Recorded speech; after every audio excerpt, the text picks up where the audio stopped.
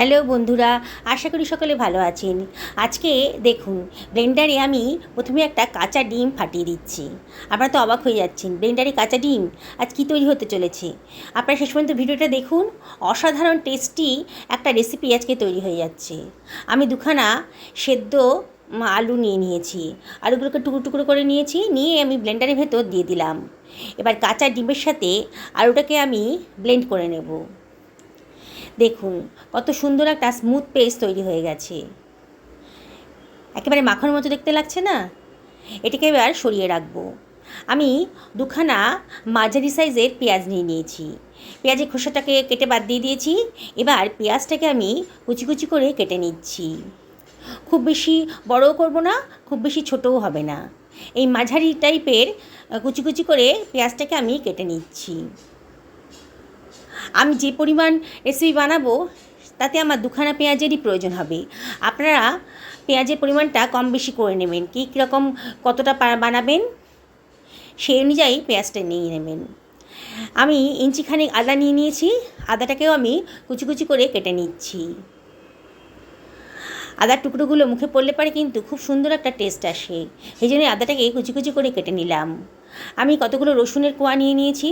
রসুনের কোয়াগুলো একটু ছোটো সাইজেরই ছিল, তাও আমি কুচি কুচি করে কেটে নিচ্ছি।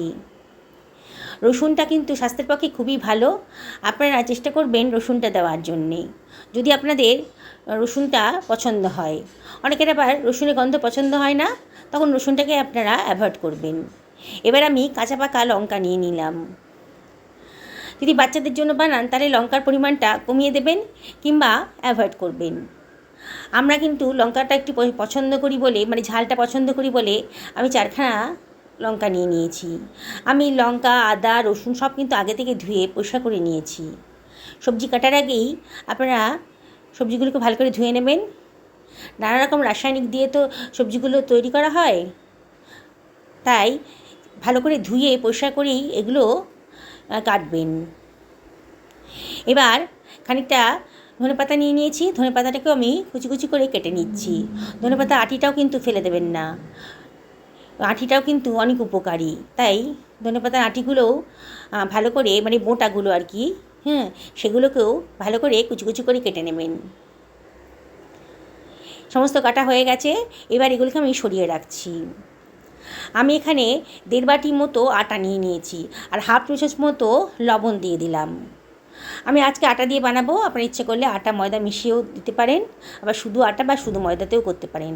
1/4 চামচ মতো হলুদের গুঁড়ো নিয়ে নিলাম জাস্ট কালারের জন্যে, আর দিয়ে দিচ্ছি 1/4 চামচ মতো গোটা জিরে, আর 1/4 চামচ মতো জোয়ান হাতে ডলে দিয়ে দিলাম। জোয়ানটা কিন্তু অম্বল গ্যাসের প্রতিরোধক, তাই চেষ্টা করবেন একটু জোয়ান দেওয়ার জন্যে। আর এর ভেতর দিয়ে দিচ্ছি 2 টেবিল চামচ মতো সাদা তেল। এবারে ময়ামটাকে ভালো করে আটার সাথে মিশিয়ে নেব। খুব ভালো করে মিশিয়ে নেবেন যাতে লবণটা ভালো করে আটার সাথে মিশে যায়, নাহলে এক সাইডে লবণ নোনতা নোনতা লাগবে আর এক সাইডে পাঞ্চে পাঞ্চে লাগবে। তাই চেষ্টা করবেন ময়ামটাকে ভালো করে আটার সাথে মিশিয়ে নিতে। একেবারে সোজা বানানোটা। এবার এর ভেতর দিয়ে দিচ্ছি কেটে রাখা পেঁয়াজ কুচিটা, এবার আদা কুচিটাও দিয়ে দিলাম, আর এর ভেতর দিয়ে দিচ্ছি লঙ্কা কুচিটা। লঙ্কার দানাগুলো যদি ফেলে দেন তাহলে কিন্তু লঙ্কা ঝাল হবে না, তাই লঙ্কার দানাগুলো ফেলে দিয়েই লঙ্কার কুচিগুলো নিয়ে নেবেন। এবার রসুনের কুচিগুলোও দিয়ে দিলাম, আর দিয়ে দিচ্ছি ধনেপাতা কুচিগুলো। ধনেপাতাটা ফ্রিজে ছিল তো একটু হলদে হলদে হয়ে গেছে। এবার সব কিছু ভালো করে মিশিয়ে নিচ্ছি। খুব ভালো করে মিশিয়ে নিতে হবে, আগেই বলেছি যত ভালো করে মেশাবেন আপনার রেসিপিটা কিন্তু ততই ভালো হবে। তাই একটু ধৈর্য সহকারে খুব ভালো করে আগেই মিশিয়ে নেবেন, আগে জল দেবেন না। এবারে সব কিছু ভালো করে মিশিয়ে নিতে হবে। এবারে আমি দিয়ে দিচ্ছি আলু আর ডিমের পেস্টটা, পুরোটা দিয়ে দিলাম। হাত দিয়ে মিক্সার গ্রাইন্ডার থেকে বার করে নিলাম। ব্লেন্ডার থেকে বার করার সময় খুব সাবধানে করবেন যাতে ব্লেডে হাতটা না কেটে যায়। সমস্ত পেস্টটা আমি ব্লেন্ডার থেকে আটার মধ্যে দিয়ে দিলাম। আবারও সব কিছু ভালো করে মিশিয়ে নিচ্ছি। আগে জল দেব না, আগে দেখতে হবে জলের প্রয়োজন আদৌ আছে কি না। যদি প্রয়োজন হয় তাহলে অল্প অল্প করে জল দেব। আগে পেস্টটার সাথে আটাটাকে ভালো করে মিশিয়ে নিচ্ছি।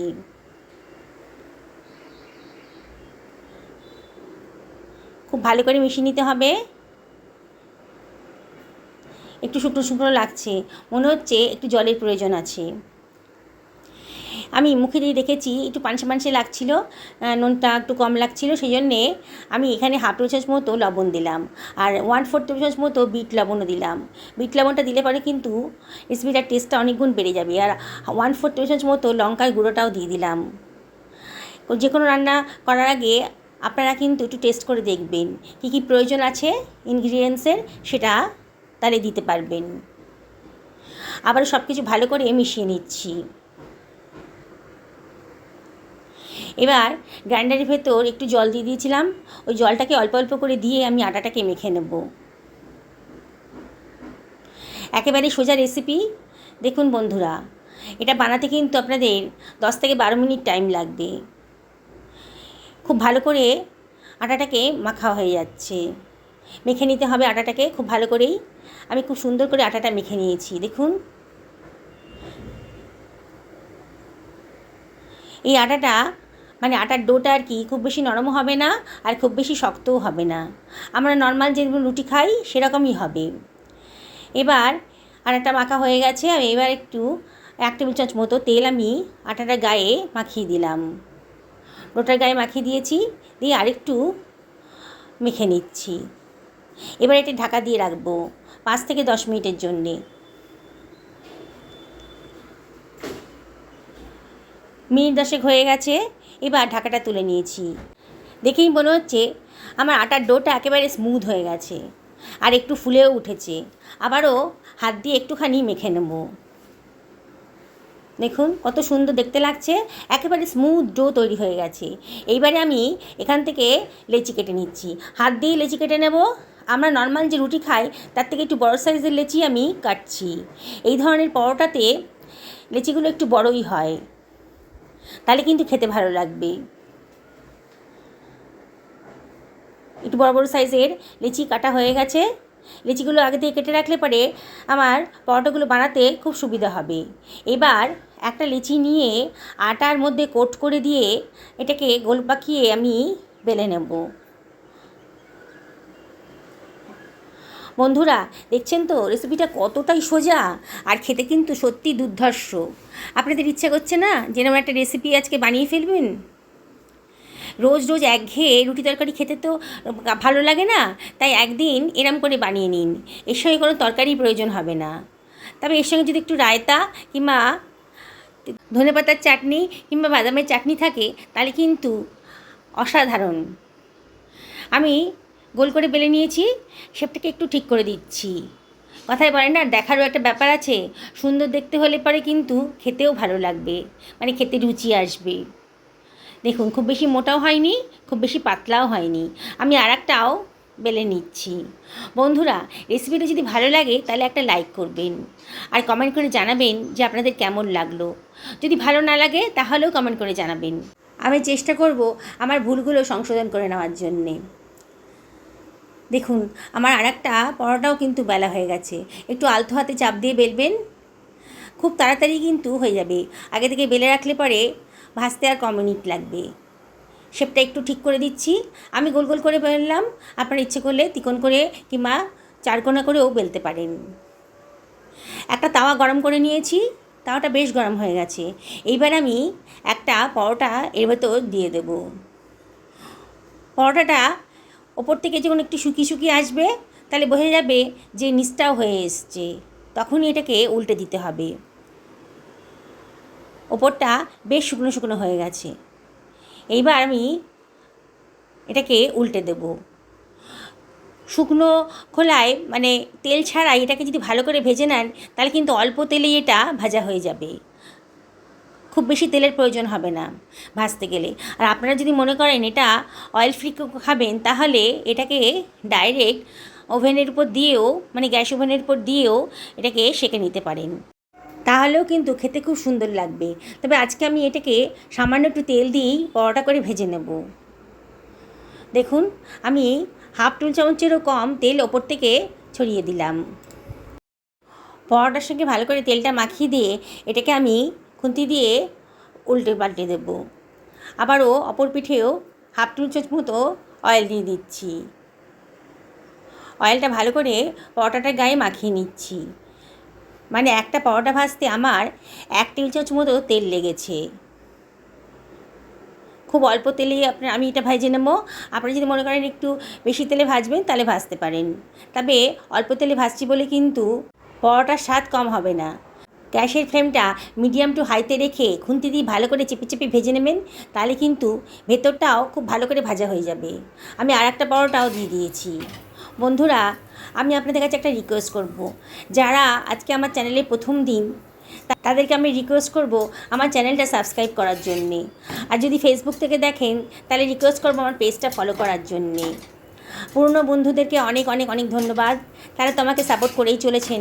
তাও আমি আপনাদের কাছে আর একটা রিকোয়েস্ট করব, অবশ্যই লাইক করবেন রেসিপিটা ভালো লাগলে পরে, আর কমেন্ট করবেন। আপনাদের একটা কমেন্ট, একটা লাইক কিন্তু আমার কাছে অনেক মূল্যবান। আমার আরেকটা পরোটাও কিন্তু ভাজা হয়ে যাচ্ছে। দেখুন, প্রথম পরোটাটা ভাজতে যতটা তেল লেগেছিলো, পরোটাটা ভাজতে কিন্তু আরও কম তেল লাগবে, কারণ আমার তাওয়াটা কিন্তু গ্রিজ হয়ে গেছে। দেখুন, খুন্তি দিয়ে চেপে চেপে আমি ভালো করে ভেজে নিচ্ছি, দেখেই কিন্তু খেতে ইচ্ছে করবে। কত অল্প সময়ের মধ্যে অসাধারণ টেস্টি একটা রেসিপি তৈরি হয়ে গেল। আপনারা এটা সকালের জলখাবারে, বাচ্চাদের টিফিনেও দিতে পারেন, দুপুরে হাজব্যান্ডের লাঞ্চ বক্সে কিংবা ডিনারেও এটা বানিয়ে ফেলতে পারেন। রোজ রোজ তো আর রুটি তরকারি খেতে ইচ্ছা করে না, তাহলে একদিন এরম করে বানিয়ে ফেলুন। এর সঙ্গে তরকারি কোনো প্রয়োজন হবে না, শুধু শুধুই খাওয়া যাবে। দেখুন, আমার পরোটাগুলো কিন্তু সবকটা ভাজা হয়ে গেছে, দেখেই কত ভালো লাগছে। বেশ মচমচে হয়েছে পরোটাগুলো। আমি একটা ছিঁড়ে দেখাচ্ছি আপনাদেরকে।